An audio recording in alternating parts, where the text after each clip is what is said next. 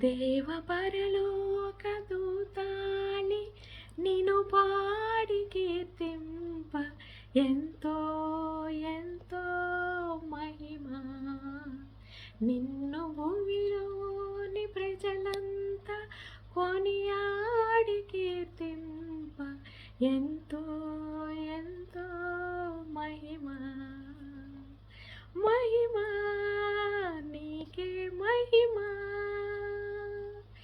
మహిమా నీకే మహిమా మహిమా నీకే మహిమా మహిమా నీకే మహిమా. దేవునికి మహిమ మహిమ మహిమ కలుగును గాక అని చెప్పేసి నిస్సిపాలు ఆ పాట పాడుతూ ఉంటే నాకు అంటే ఎంత సంతోషము, అలాగా ఎంతసేపు అయినా వినాలనిపించి మరలా మరలా కూడా రివైండ్ చేసుకుంటూ వింటూ ఉంటాను అనమాట. ఏంటంటే ఆ స్వరము కానీ అది మనకు దేవుడిచ్చినది. మరి ఆ పాట పాడుతూ ఉంటే ఎంత అంటే అక్కడ నిల్చున్న వాళ్ళందరికీ కూడా అలాగా పరలోక దూత యొక్క దర్శనము దేవుడు అనుగ్రహించారేమో అని అనిపించిందండి.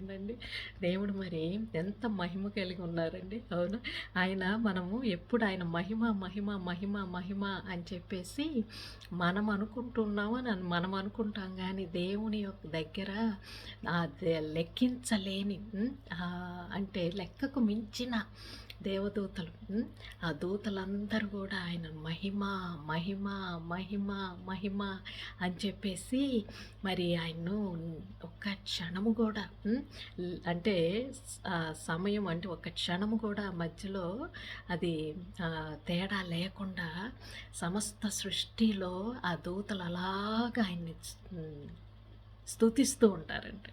మరి ఎంతమంది దేవుణ్ణి స్తుతిస్తూ ఉన్నారు. మరి మనందరికి ఇచ్చిన ప్రియమును బట్టి, ఆ భాగ్యమును బట్టి, ఆ కృపను బట్టి మరి దేవుని నామం ఎప్పుడు, ఆయన రాజ్యం ఎప్పుడు నిరంతరము నిలిచుండును కాక. మేమేముందయ్యా, మమ్మల్ని ఎంచుకున్నావు ఈ కృపలో, మేము ఎంతటి వారం నాయన, ఎన్నికే లేని వారం కదా తండ్రి.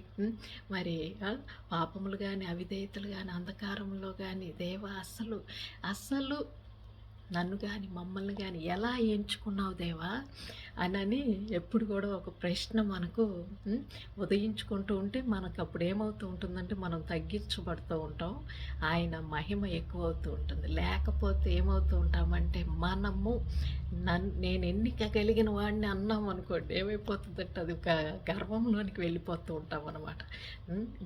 మన దగ్గర ఉన్న మనుషులను బట్టి కానీ, మన దగ్గర ఉన్న ఇంకేదైనా ఆస్తిని, అంతస్తుని బట్టి, పదవిని బట్టి ఈ లోకంలో మనము మాది ఇది ఒక రాజ్యం కదా, నేను ఎన్నిక కలిగిన వాడిని అని అనుకున్నాం అనుకోండి, ఎంతో మరి అది మనకు అహంకారంలోనికి నడిపిస్తూ ఉంటుంది. కాబట్టి అంతటి సమస్త సర్వసృష్టి ఎంతటంటే మనం అసలు ఎరుగని, అంటే ఎంతటి అనేది మనకు అసలు మన మనుష్యులకు అది అర్థము కానిదనమాట. అటువంటి ఆ జ్ఞానంలో ఆయన మనల్ని కూడా ఎంచుకున్నందుకు అది ఆయన కృప అంతవరకే అనమాట. కాబట్టి అది భాగ్యంగా ఎంచుకుందాము. మరి మనందరికీ తండ్రి, ఆ తండ్రి యొక్క పరలోకపు ప్రార్థన చూడండి. ప్రభువుని ఎవరో అడిగితే యేసుక్రీస్తు ప్రభుని ఏ విధంగా తండ్రికి ప్రార్థన చెయ్యాలి అని అంటే సింపుల్గా చిన్న ప్రార్థన అది. మా ప్రియ పరలోకపు తండ్రి, నీ నామము నాయన పరిశుద్ధపరచబడునుగాక, నీ రాజ్యము వచ్చునుగాక. మరి రాజ్యము చూడండి, ఆయన రాజ్యం వచ్చునుగాక అనేది రెండవ మాట అనమాట. మొట్టమొదటిది ఆయన తండ్రికి, ఆ పేరుకి మహిమ కలుగునుగాక అని చెప్పేసి మరి ప్రస్తావించారు. మరి దేవా, మాకు దినదినము కూడా నీ ఆహారమును అనుగ్రహించయ్యా. అట్లాగనే మా రుణస్తులను మేము క్షమించిన ప్రకారం నువ్వు కూడా మా రుణములను క్షమించు నాయనా ప్రభువా. అలాగనే మరి శోధనలో పడనీయకుండా తప్పించయ్యా, దుష్టుడి నుంచి దూరంగా ఉంచు నాయన. నీ రాజ్యమే యుగయుగములు నిలుచునుగాక. ఈ కొద్ది మాటలే మనకి అది ఆహారము, మనకు బలము, మనకు శక్తి, మనకు పరమార్థము, మనకు నిశ్చలతలోనికి నడిపించేది,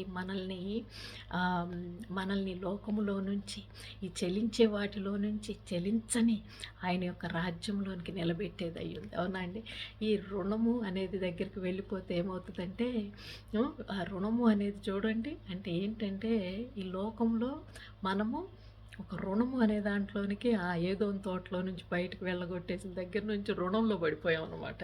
ఈ పడిపోయిన రుణంలో ఈ రుణస్థుడు అనేవాడు ఎట్లా ఎట్లా ఎట్లా పట్టుకోవాలి అని చెప్పి చూస్తూ ఉంటాడు. కాబట్టి మనకు ఆవేశం వస్తూ ఉంటుంది. ఎవరినన్నా కోప్పడుతూ ఉంటాము. ప్రభు 77,000 మార్లు మటుకు కూడా క్షమించి వేయండి అని చెప్పేశారు. అవునా? కాబట్టి మనము మన రుణస్తులను అంటే మన మీద కోప్పడినా, మన మీద ఏ విధమైన మాటలను అన్నా కూడా, మనల్ని ఏ విధంగా చేసినా, మనల్ని ఏ విధంగా వంచినా, ఎలా అయినా కూడా మనము అది రుణముగా అనుకోకపోతే మనము రుణము అనేది మన రుణం అనేది ఈ లోకంలో దేవుడు తీసివేస్తారు. కాబట్టి మరి ఎంతటి భాగ్యాన్ని కలిగి ఉన్నామండి. అవునా? మరి ఎవరన్నా ఇంకా కూడా నేను ఎన్నిక కలిగిన వాడిని ఈ లోకంలోనే ఏమన్నా అనుకుంటున్నారో చెప్పండి. అసలు ఈ లోకం అనేది ఆయన పాదధూళి. ఆ పాదధూళిలో ఆయన యొక్క అద్భుతమైన ఆయన మేధస్సు, శక్తి, సర్వసంపదలు కలిగిన ఆయన యొక్క కృపాభాగ్యంలో మనందరినీ కూడా ఏర్పరచుకున్నప్పుడు ఈ లోకం అనే దాని మీద మనం ఎక్కువ కాన్సన్ట్రేషన్, దృష్టి అంతా నిలిపేసి మన దృష్టి ఇందులోకి వెళ్ళేటప్పటికి అందులో మరలా ఎన్నిక అనమాట. ప్రతిసారి కూడా నా మాటే గెలవాలి, నాదే, నా నా నా అనే దాంట్లోనికి నడపబడుతూ ఉంటుంది. అవునా? కాబట్టి అది మనల్ని స్వార్థంలోనికి నడిపిస్తూ ఉంటుంది, అహంకారంలోనికి, గర్వంలోనికి, అతిశయంలోనికి.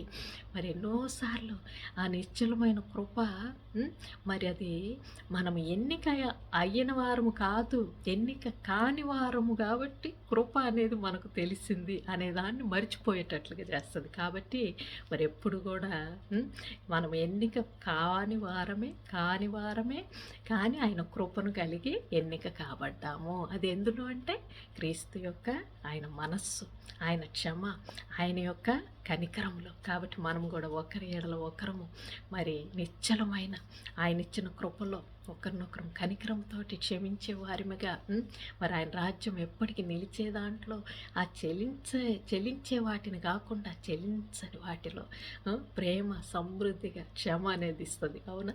మరి అట్లాగే దానియేలు గ్రంథంలో కూడా 4వ అధ్యాయంలో చూసుకుంటే ఆయన ఆధిపత్యము చిరకాలం వరకు, ఆయన రాజ్యము తరతరములకు ఉన్నవి. భూనివాసులందరూ ఆయన దృష్టికి ఎన్నికకు రానివారు. ఆయన పరలోక సేన ఎడలను, భూనివాసుల ఎడలను తన చిత్తము చొప్పున జరిగించువాడు. ఆయన చెయ్యి పట్టుకొని నీవేం చేయుచున్నావని ఆయనతో చెప్పుటకు ఎవ్వరు సమర్థుడే కాదంట. మరి రేవంత్ రెడ్డి గారు హైడ్రా అని చెప్పేసి ఏదో ఎప్పుడన్నా వార్తలు వింటూ ఉంటే అవి అక్రమ కట్టడాలని కూల్చివేస్తూ ఉంటే ఎందుకయ్యో అంత మంచి బంగళాలు పడిపోతూ ఉన్నాయి అని చెప్పేసి మరి అనుకుంటాము. ఎందుకబ్బా అని, లేకపోతే ఇంకెవరన్నా ఏదన్నా చేస్తూ ఉంటే మనం వెంటనే అనుకుంటూ ఉంటాం, ఏంటి ఆ పని చేస్తారు ఏంటబ్బా అని చెప్పేసి. మనం ఇక్కడైతే ఒకరినొకరు ఏమన్నా అనుకోవచ్చు, కానీ మన తండ్రి అండి ఆయనను ఎన్నిక చెయ్య సఖ్యమా, ఆయనను ఎందుకు ఈ పని చేస్తున్నాం అని అడగటానికి ఆయన మరి మన ఆలోచనలలో, మన జ్ఞానంలో పట్టేవారు కాదు. అవునా? కాబట్టి మరి ఈ అమెరికాలో కూడా లక్షల మిలియన్ల డాలర్లను పెట్టి పెద్ద పెద్ద బంగ్లాలు కట్టుకుని మరి ఎంతో అంటే ఖరీదైన ప్రదేశాలన్నిటి మీద కూడా ఈ అగ్ని అనేది మరి అది కార్చిచ్చుగా మొదలయ్యి మరి ప్రతి ఒక్క గృహములను, అంటే ఆ పెద్దవి లేవు చిన్నవి లేవు, పెద్దవి అనేవి ఉన్న ఆ ప్రదేశాలన్నీ కూడా మాడి మషి అయిపోయినాయి. ఆకాశం తెరవబడి దగ్ధమైపోయితే ఒక ఆలోచన మనకు ఏమి రావాలనంటే, ఈ లోకంలో ఎన్నిక కాని వాటి మీద మనము దృష్టి ఉంచుతున్నామేమో. ఆయన నిశ్చలమైన రాజ్యం అనేది, ఆయన రాజ్యం కోసం మనల్ని ఎంచుకున్నప్పుడు ఈ లోకం అనే పాదధూళిలో ఇది ఎన్నిక, ఇదిగో నేను ఇందులోని నేను స్థిరపడతాను అని అనుకుంటే ఆయన ఊరుకుంటారండి. కాబట్టి మరి మనము ఈ చెలించనివి వాటి మీద దృష్టి ఉంచుతాము. నిశ్చలమైన ఆయన రాజ్యం కోసము మనము ఎవరు అంటే అసలు లెక్కించటానికి మనం ఎవరము అనేది మరి వాక్యంలో సెలవిస్తుంది. కానీ మనల్ని లెక్కించారు. ఆయన కృప అనేది మనల్ని ముందుగా పరిచయము చేసుకుంది. ఆ కృపలో మనము ఇతరులకు ఇదిగో ఆయన కృప, ఇదే ఎన్నిక కాబడని నేను, ఇదిగో ఈ కృపలో ఎన్నికయ్యాను అని చెప్పటం తప్ప సాక్ష్యము వేరేదే ఉందండి. కాబట్టి మరి మన సాక్ష్యము ఇతరులకు ఏ విధంగా ఉండాలో తెలుసా? దేవుని యొక్క ఎన్నిక అని అంటే అది కృప మాత్రమే. అలాగనే అది ఎంతో అద్భుతమైనది, అది ఎంతో శక్తి కలిగింది. ఆయన రాజ్యము అనేది ఎంతో నిలకడ కలిగినది. అది దానిలో మమ్మల్ని పిలుచుకున్నారు అన్న దాంట్లో మనం మాదిరిగా కనుక చూపిస్తానికి ప్రయత్నించాలండి, అవునా? కాబట్టి మరి దేవుడు సర్వసమర్థుడు.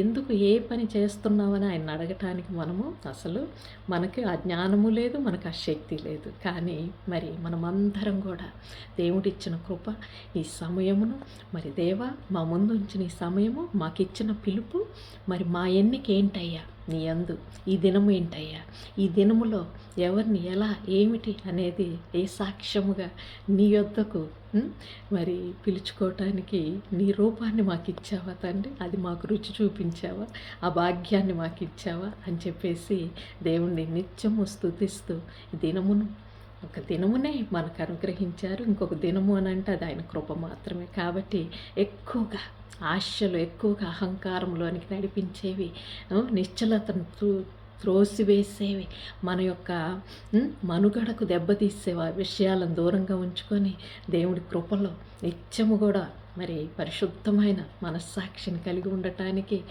ఎందుకంటే అది కృపను పట్టుకుని ఉంటుంది. లేదా ఈ లోకం అనే దాంట్లోకి అడుగు వేస్తే అది మనము ఎన్నికైనా అనే గర్వంలోనికి వెళ్ళి దాన్ని పడద్రోస్తుంది. కాబట్టి ఎప్పుడు కూడా ఆయన రాజ్యము ఉండే ఆ నిశ్చలమైన యుగయుగంలో నిలిచే రాజ్యముకి మరి మనందరినీ కూడా పిలిచిన దేవుడికి మహిమకరముగా జీవించటానికి ఆ కృప ఎంచుకున్నది. కాబట్టి నేను ఎన్నికయ్యాను అనే దాంట్లో మరి నిలకడగా మరి నిలబడి ప్రతి ఒక్కరిని కూడా క్షమించి మన రుణం అనేది కొట్టివేసుకుంటూ మరి మనమందరం కూడా విడుదలలోనికి నడుస్తూ సంపూర్ణమైన ప్రభు యొక్క రాజ్యంలోనికి మనందరం కూడా నడవటానికి ఒకరికొకరు సహాయపడదామని మిక్కిలిగా ప్రేమతో కోరుకొంచు మరి మరలా ఇచ్చే కృపా సమయంలో మీ ముందుకు వస్తానని అంతవరకు ప్రేమతో సెలవు తీసుకొంచు. మీరు